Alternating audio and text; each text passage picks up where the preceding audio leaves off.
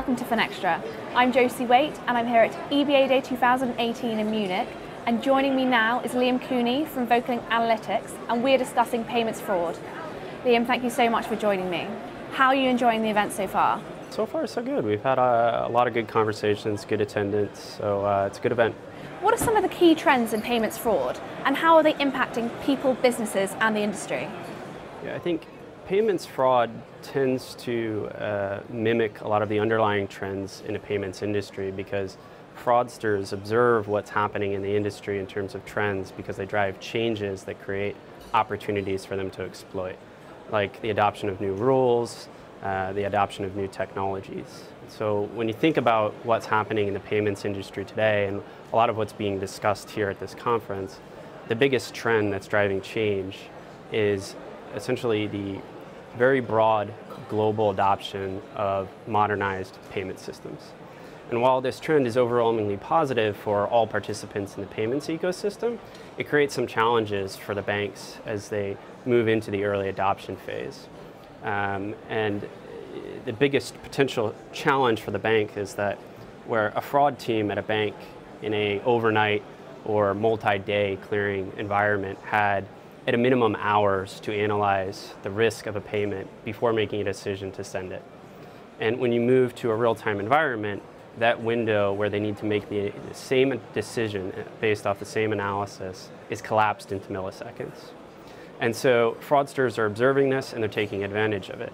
And it's impacting consumers in a variety of different ways, and we're seeing different fraud MOs pick up, one of them being authorized push payment fraud.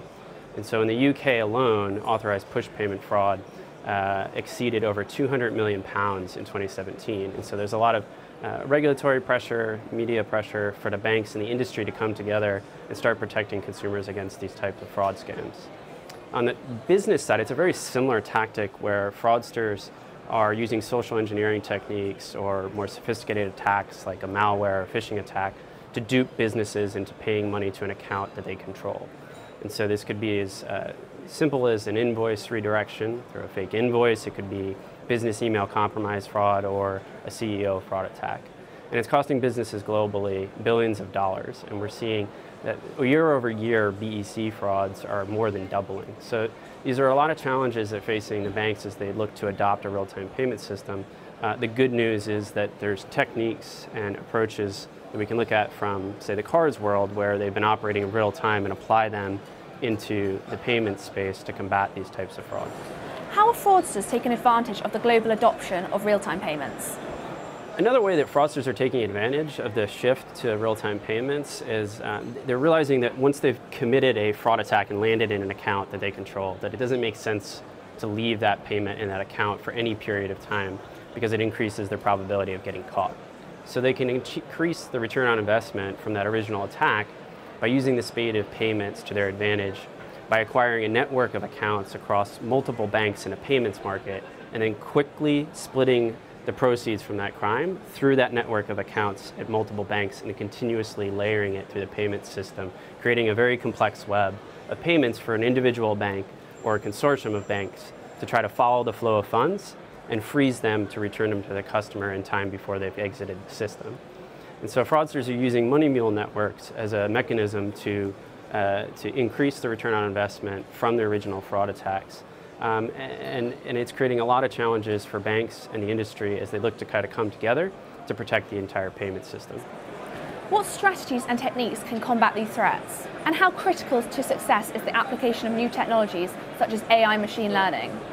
Some of the fraud trends that I've talked about and the tactics that fraudsters are taking are extremely sophisticated. And fraudsters are surprisingly collaborating with one another.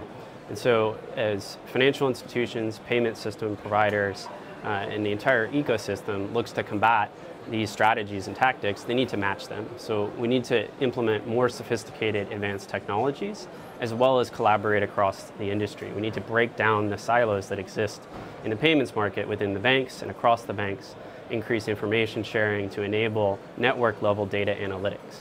Right? And so an example of the type of technology you can apply in order to combat these types of fraud is taking a network level view of, say, money mule behavior. And we've done this in the analytics business at Vocalink in the UK in partnership with a lot of the banks in the market to see if we could develop an algorithm that would trace the flow of funds through the payment system to help identify and shut down mule accounts in a faster, more orderly fashion so that it starts to suffocate the use of mule accounts out of the network and changes the return on investment to make it more negative for fraudsters and essentially making those types of fraud less attractive to fraudsters.